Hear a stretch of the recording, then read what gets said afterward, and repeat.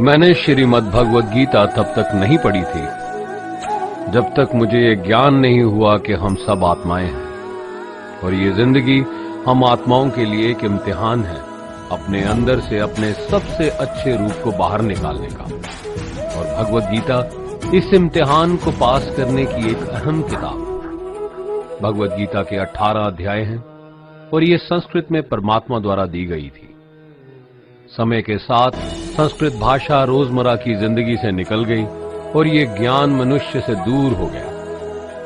Gita, Bible, Quran, तुरा, गुरु ग्रंथ साहिब परमात्मा द्वारा दी गई किताबें हैं जो किसी एक धर्म के लिए नहीं बल्कि पूरी मनुष्य जाति के लिए, पूरी इंसानियत के लिए, सब आत्माओं के लिए, क्योंकि ये आत्मा को परमात्मा के बारे में, उसकी सृष्टि के बारे में और सबसे अहम ये उन कायदों के बारे में समझाती है जिनका आत्मा को मनुष्य के रूप में हर हाल में पालन करना होगा, रक्षा करनी होगी।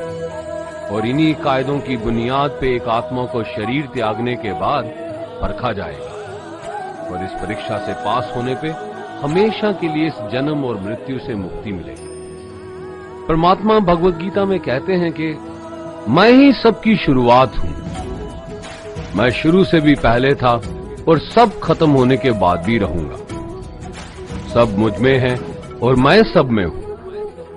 जो भी तुम छू सकते हो, देख सकते हो, चख सकते हो या सुन सकते हो, वो सब मैं हूं। ये नदियां, पहाड़, सूरज, ग्रहण मैंने ही भगवान, सितारे, शैतान, राक्षस और इंसान बनाए। मैंने ही भगवान, शैतान, राक्षस और इंसान सब में रहता हूं। मैं सर्वव्यापी मैं हूं, मैं हूं, सब में रहता मैं ही हूं। सब मैं ही ब्रह्मा बन के सब बनाता हूं और रुद्रा बन के सब नष्ट कर देता हूं। मैं ये सृष्टि यूं ही बनाता और तोड़ता रहूंगा ताकि आत्माओं को मौके मिल सके इस जन्म और मृत्यु से एक दिन मोक्ष पाने को, हमेशा के लिए परमात्मा के साथ रहने को। भगवद गीता कहती है कि इस सबसे बड़ी परीक्षा के लिए परमात्मा ने प्रकृति का निर्माण 5 तत्व हवा, अग्नि, जल, पृथ्वी और ईथर से किया, जिन्हें हम छू के, चख के, सूंघ के, देख के समझ सकते हैं। पर खुद परमात्मा इन 5 इंद्रियों की समझ से बाहर है। उन्हें आत्मा इन इंद्रियों से नहीं जान सकती। आत्मा 5 इंद्रियों के साथ वैसे ही है जैसे एक लोहे का रोबोट जिसे अपने बनाने वाले का कोई पता नहीं। अर्जुन को भी परमात्मा का विराट रूप देखने के लिए भगवान कृष्ण ने दिव्य नेत्र दिए। भगवद गीता समझाती है कि आत्मा अजन्मी है, इसे कोई मार नहीं सकता, कोई जला नहीं सकता, डुबा नहीं सकता, काट नहीं सकता। लेकिन आत्मा को परमात्मा के साथ हमेशा रहने के लिए ये परीक्षा रूपी जीवन में बैठना ही पड़ेगा। इस परीक्षा के लिए परमात्मा से बिछुड़ के आत्मा को पृथ्वी पे किसी न किसी रूप में जन्म लेना पड़ता है और 88 करोड़ योनियों को जीने और भोगने के बाद एक आत्मा को मनुष्य का शरीर और दिमाग मिलता है। इस सबसे साथ हमेशा रहने के लिए ये कोई जला नहीं सकता, डुबा नहीं सकता, काट नहीं सकता। लेकिन आत्मा को परमात्मा के साथ हमेशा रहने के लिए ये परीक्षा रूपी जीवन में बैठना ही पड़ेगा।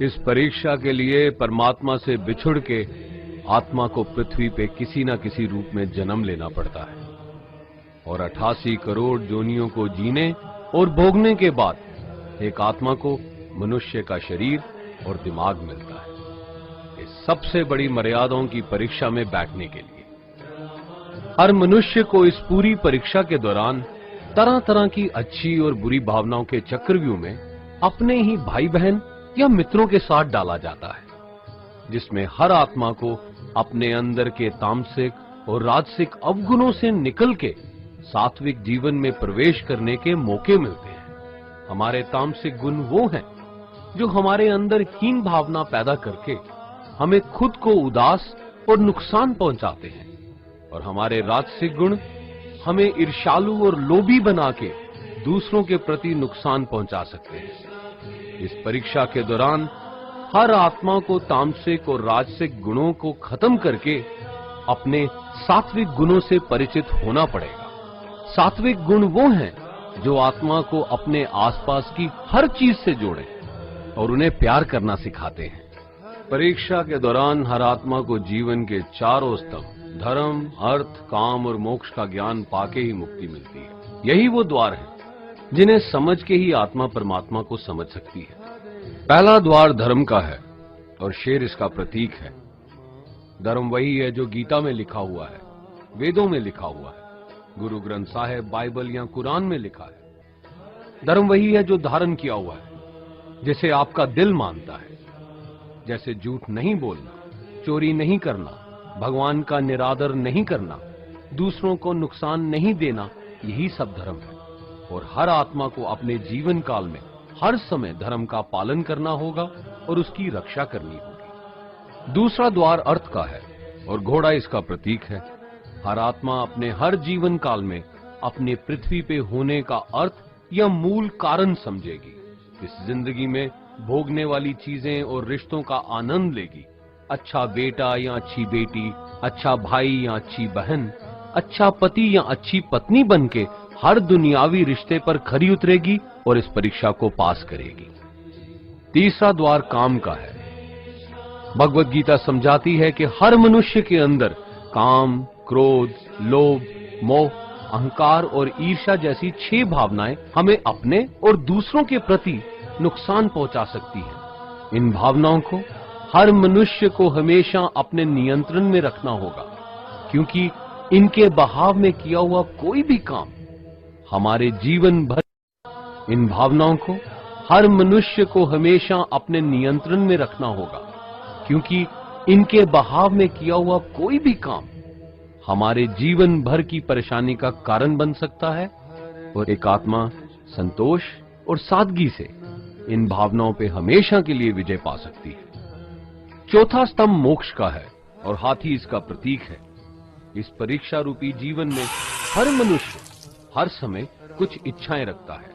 कुछ इच्छाएं एक ही जन्म काल में पूरी हो जाती हैं, पर कुछ अधूरी रह जाती हैं और उनके पूरा होने के लिए आत्मा को वापस पृथ्वी पे आना पड़ता है। भगवत गीता समझाती है कि हमारी इच्छाएं ही मूल कारण हैं हमारे पृथ्वी पे वापस आने का, और अगर हम कोई भी इच्छा ना रखें तो हम इस जीवन और मृत्यु से मुक्त हो सकते हैं। ये द्वार माफी का भी है। जिन्होंने आपके साथ बुरा किया उनको माफ करके और जिनसे आपने बुरा किया उनसे माफी मांग के मुक्ति पाई जा सकती है। जब तक आत्मा इन चारों दरवाजों धर्म, अर्थ, काम और मोक्ष को समझ नहीं लेती, तब तक आत्मा को बार बार इस मनुष्य रूप में आना ही पड़ेगा। परीक्षा का समय खत्म होते ही आत्मा शरीर और अन्य सब वस्तुओं का त्याग कर देती है। जो भी संसार में रहकर बनाया वो अब किसी और का होगा और आत्मा अपने कर्मों के फैसले के लिए चली जाती है। आत्मा के अच्छे बुरे कर्मों का हिसाब होता है। अपने अच्छे कर्मों के लिए आत्मा कुछ वक्त के लिए स्वर्ग और दुष्कर्मों के लिए नरक पे चले जाती है। नरक में आत्मा को अपने पापों के अनुकूल सजाएं मिलती हैं, पर सजा खत्म होने के बाद आत्मा को फिर से एक नया शरीर और नया दिमाग मिलता है इस परीक्षा में फिर से बैठने के लिए।